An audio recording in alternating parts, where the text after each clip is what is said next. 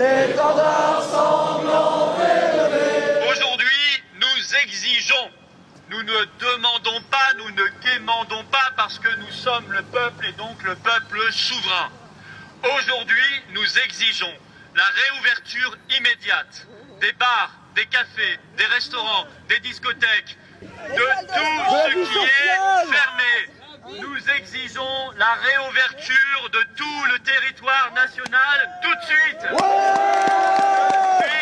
Ils nous mettent en prison dans nos quartiers, ils nous mettent en prison chez nous, ils nous mettent en prison sur nos propres corps.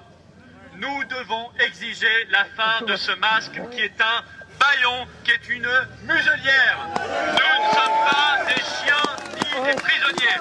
7e mobilisation contre la dictature sanitaire. Plus nombreux à chaque occasion, des Français ont manifesté ce samedi 5 décembre devant le ministère de la Santé pour dénoncer les mesures sanitaires.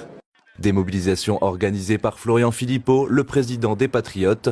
Il dénonce de façon globale la gestion de la pandémie, du masque au confinement, mais tout particulièrement le vaccin qui arrive à grands pas. Que Macron, Castex, Véran, Monsieur Vaccin et tous les ministres, puisqu'ils ont confiance, se vaccinent en premier devant les caméras après avoir vérifié qu'on leur injectait bien le vaccin et pas du jus d'ananas. Ce vaccin, s'ils le veulent, c'est leur problème, mais ça doit être la liberté. Pas d'obligation.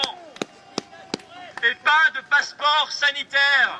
Jamais. On doit pouvoir prendre l'avion, aller au restaurant, aller au cinéma, aller au théâtre, aller au musée, aller où on veut, sans avoir à montrer un passeport de vaccination. Nous exigeons la publication de leurs conflits d'intérêts et la mise en prison de ceux qui osent donner des recommandations aux Français alors qu'ils se font du fric avec ces médicaments et ces vaccins. Je suis père de famille.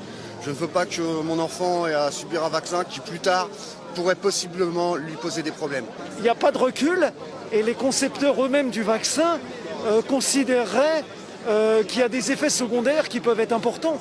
Je veux bien être vacciné, mais d'abord que tous les ministres soient vaccinés. Déjà la grippe, le vaccin de la grippe, déjà je ne me fais pas vacciner. Ma mère qui a 84 ans, elle ne s'est jamais fait vacciner, elle n'a jamais eu la grippe ou alors de petites grippettes de rien du tout. Mon père qui s'est fait vacciner est malade tous les ans. Ce vaccin Covid m'inquiète grandement. Et en fait, je ne suis pas plus inquiet ni moins que M. Vaccin lui-même. C'est ça qui est encore plus inquiétant, c'est que la personne en charge de la stratégie vaccinale officiellement en France a été extrêmement inquiétante dans son allocution, ce qui d'ailleurs lui est reproché. C'est-à-dire qu'on lui reproche de dire la vérité. Mais il a dit la vérité. C'est-à-dire qu'il a dit c'est une nouvelle technologie qu'on n'a jamais essayée à grande échelle sur l'homme, ARN messager.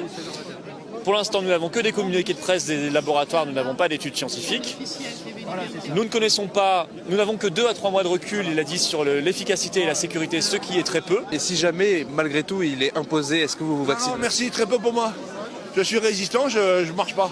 Non, je résisterai, je refuserai de le faire. Le plus tard possible, il faut essayer de l'éviter. Oui, je résisterai personnellement au maximum. Ouais. Je vois surtout l'argent, ouais. Je vois surtout des gros liens d'intérêt avec les boîtes et je vois pas autre chose. Certainement des intérêts financiers énormes de laboratoires pharmaceutiques derrière. Nous continuerons, chaque fois plus nombreux, ici et partout en France, tant que nous n'aurons pas gain de cause intégralement. On n'est pas là pour récupérer des miettes de liberté.